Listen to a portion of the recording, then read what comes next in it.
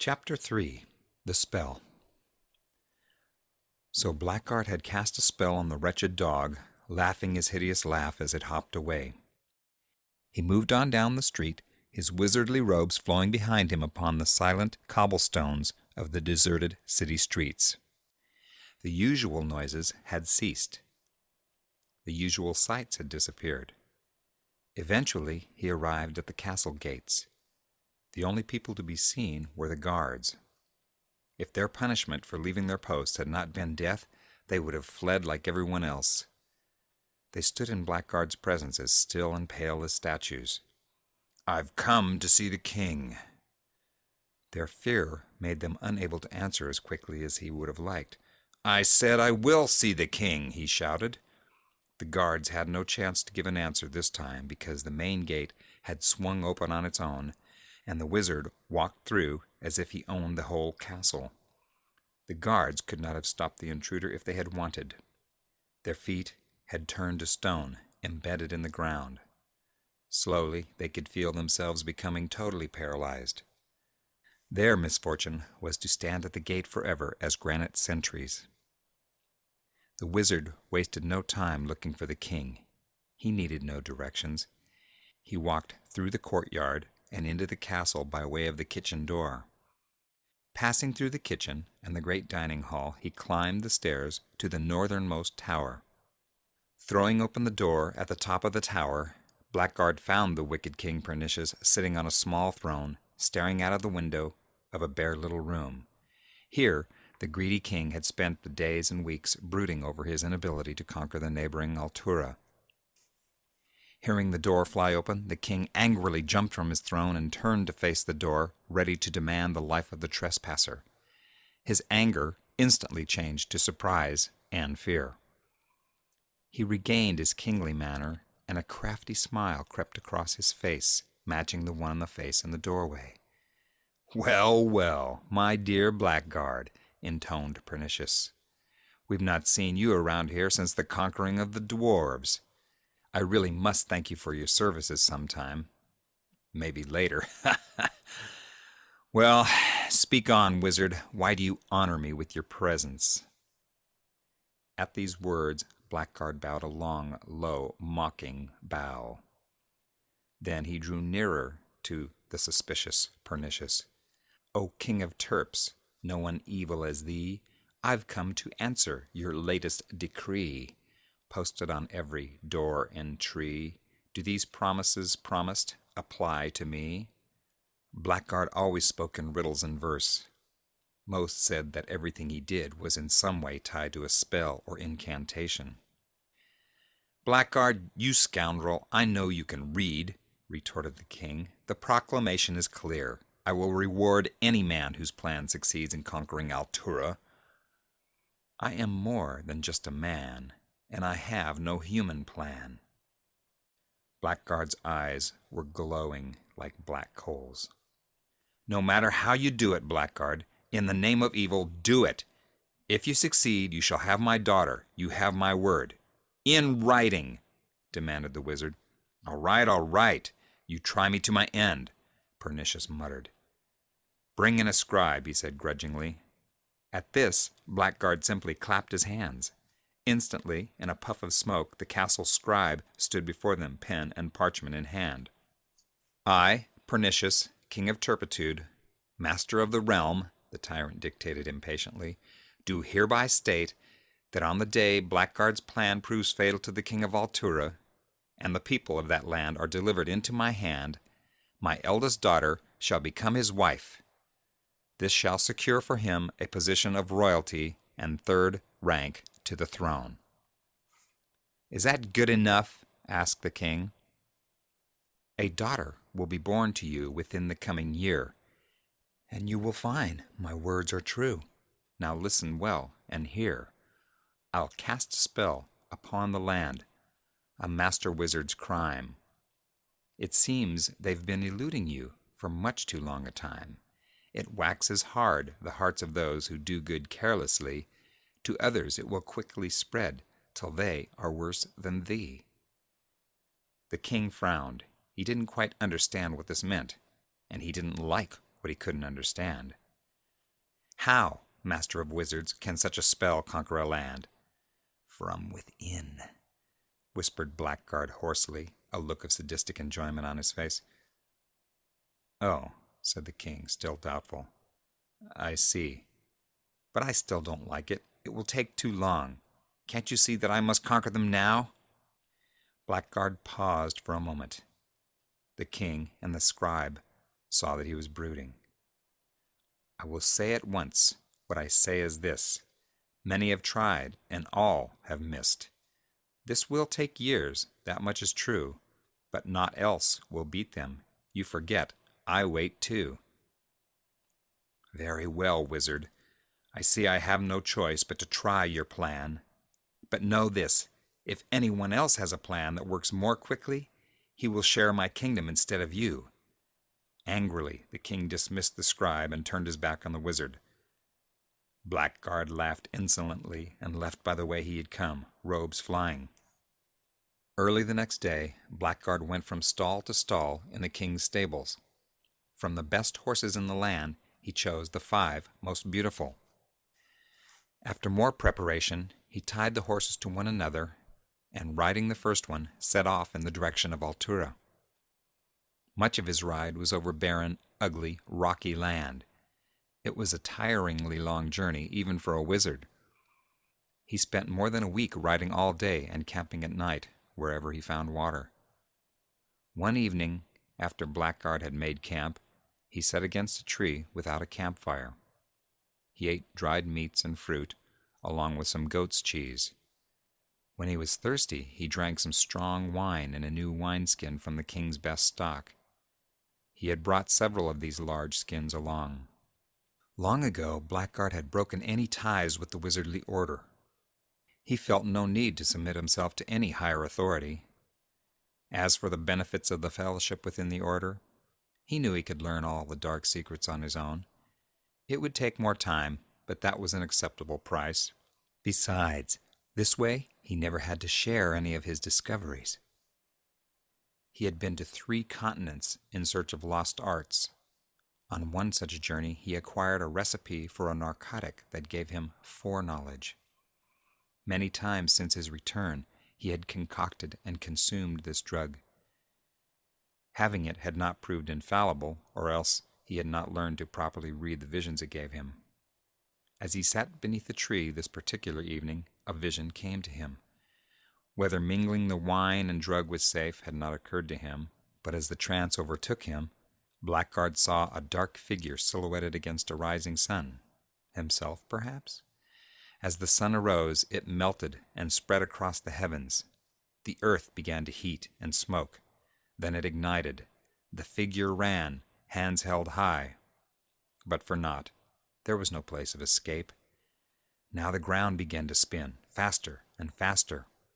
Everything became a whirlpool of molten dirt sucking down the figure. Immense clouds of scarlet filled the air. He saw nothing else. It was a day and a night before the air cleared. When it did, a dark figure, he couldn't tell if it was the same one, lie prostrated in a lovely garden. Holy, holy, holy, holy, it said unceasingly. The vision ended. Blackguard came back to consciousness, greatly disturbed. Could this be his future? Hardly. And yet, what could it mean? The last figure was surely someone bowing to him, wasn't it? An uneasiness settled in his stomach. He wasn't sure how much time had passed. Suddenly, he heard something stirring in the darkness. A new tension arose in his muscles. He felt a living presence all around him, but he could see no one. In the darkness, he felt that whoever it was would only know that he was there, not who he was. Anger flushed his face, and what remained of the vision left his mind. Whoever it was moving toward the horses now. The horses, tied to a low branch nearby, could not escape, even if startled. He decided to frighten his intruders. He rose slowly to his feet and produced a small globe from under his robe. It began to glow. As it did, Blackguard gradually grew taller and taller. In the now harsh light of the globe, Shadows stretched away from him.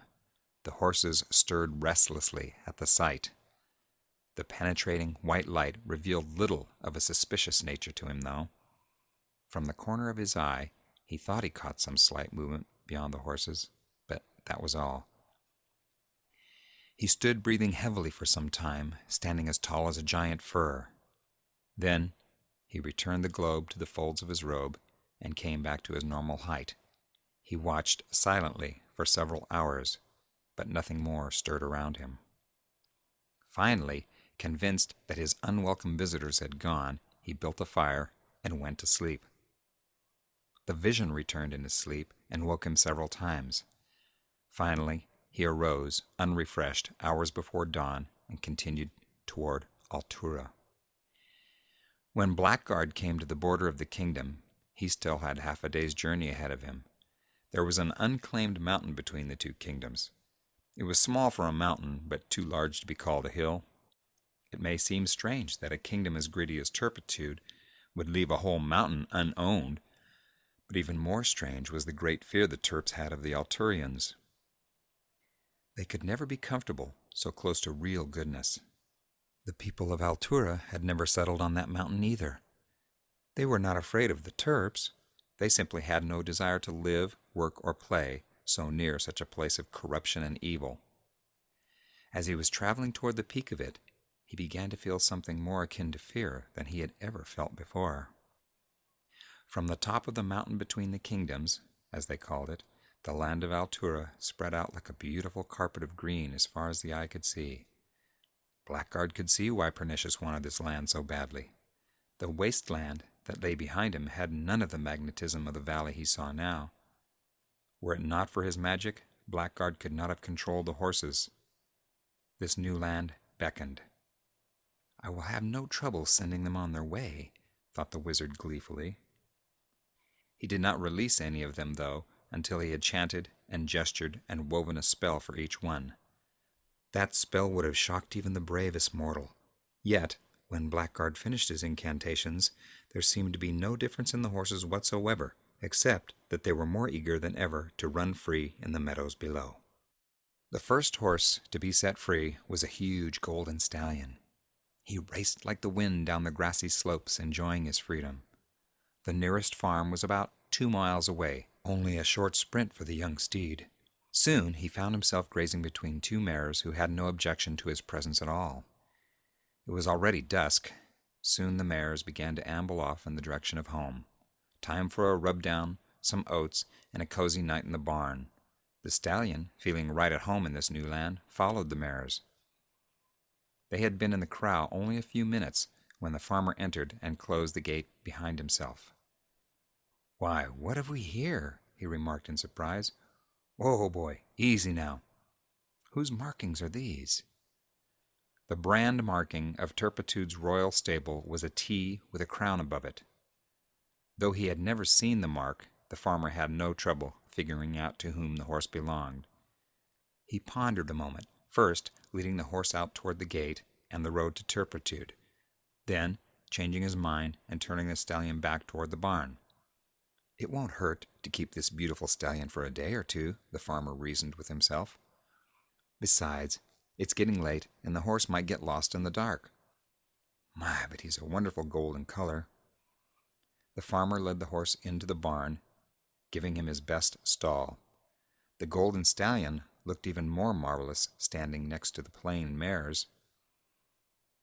"That wicked king of Turpitude probably has scores of stallions just like this one," the farmer thought as he patted the horse's flanks. "He won't even miss it." The farmer was letting greed take over his emotions and talked himself into keeping the stallion. Within an hour of the casting of the spell, an honest citizen of Altura fell to its lure, and this was only the beginning. As you may see, Blackguard's plan was simple. The people of Altura, complacent as they were easily caught off guard.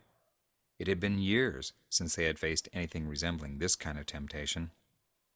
Blackguard's method was to attack these people in such a subtle way they wouldn't even know it. From the top of the mountain, Blackguard looked into his globe. He was delighted to see how perfectly his plan was working.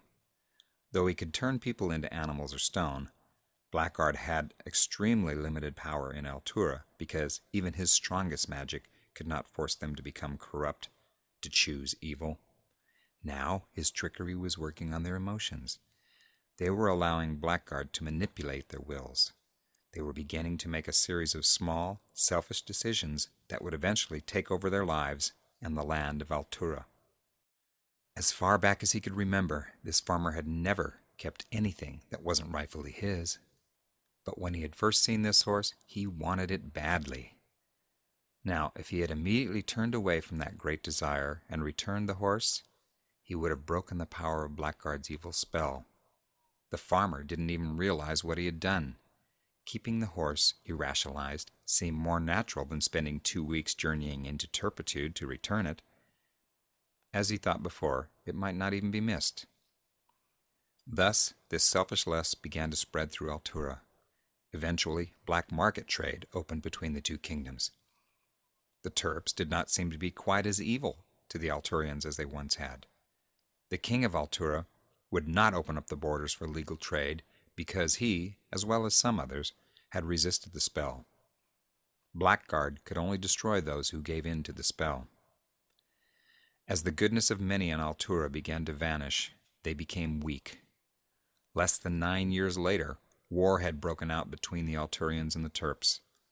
It was barely a year after Blackguard's visit to King Pernicious that the king's favorite wife gave birth to a second child, a daughter she named Damaris. When the war first broke out, some of the more wealthy families of turpitude forbade their children to play in the streets or to go out alone. After a while, though, war became part of life, and things went back to normal for most of the children. The king's children, however, still found themselves confined to the castle at all times. One day, Jeremy, the king's son, and Damaris decided they had seen enough of nothing but castle walls. They determined to do something about it. "I'd give anything for a fresh apple crisp," Damaris declared wistfully. "The kind Mr. Crump makes." "The baker isn't that far away," said Jeremy, with a gleam in his eye. "And you know that old man Crump will give us anything we want. I think we could be out and back in 20 minutes. Let's do it." "You get some old clothes from your valet, and I'll get some from my maid," said Damaris. "That way we won't be noticed by anyone out on the street. And of course, Mr. Crump won't say anything." "That's for sure," returned Jeremy maliciously. "If Father ever found out that he hasn't been declaring his black market earnings, it would be the end of him. Crump knows what's good for him." Sneaking out of the castle in their disguises by way of the smoky kitchen was a great adventure for the bored children. The large doors that were for food deliveries conveniently led out into a busy street. The two knew also that they could manipulate the cook. They knew of his secret love of drinking on duty. A word from them to their father would be sufficient for his head. Even at their young age, they were skilled in the art of blackmail. "Where do you think you're off to?" boomed the cook when he spotted the children. "What is it to you?" snapped Damaris. She could be nasty at times. "Go back to your drinking and forget what you saw, old man," sneered Jeremy. The cook swallowed hard and turned pale. Quickly he turned back to his work and pretended they were not there. In a moment, Jeremy and Damaris were running free in the street with little fear of being caught. Who would stop two peasant children? Of all days to end their isolation, Jeremy and Damaris could not have picked a more timely one. The Alturians chose that day to attack the royal city. The mercenaries were ruthless with the adults, but they spared the children to make them slaves. Jeremy and Damaris, captured outside Mr. Crump's store, became prisoners. Slavery would have been their fate if it had not been for a fascinating turn of events. After their capture, the prince and princess were taken to the land of Altura. They knew better than to tell anyone who they were, and fortunately no one suspected. The poor children, afraid of being separated and never seeing each other again, clung to one another. When a buyer came one evening to the tent of the soldier who had captured them, they thought all was lost. He looked them both over, but seemed more interested in Jeremy. "So, we are agreed on 500 mazuma, right?" said their captor. "Agreed," hastened the buyer, and they clasped hands together, making the deal final. The buyer produced 500 Mizuma. Smiling, the soldier thanked him. "Now, which one of them have you decided on?" he asked. "Which one?" shouted the buyer. "That 500 Mizuma is for both of them." "500 more and you may have them both," returned the seller firmly. "But we have an agreement," said the buyer angrily. Drawing a knife from under his cloak, he lunged at the seller, and soon both were locked in mortal combat. Seeing their opportunity, Jeremy took Dom Maurice by the hand, and they quickly melted into the evening shadows.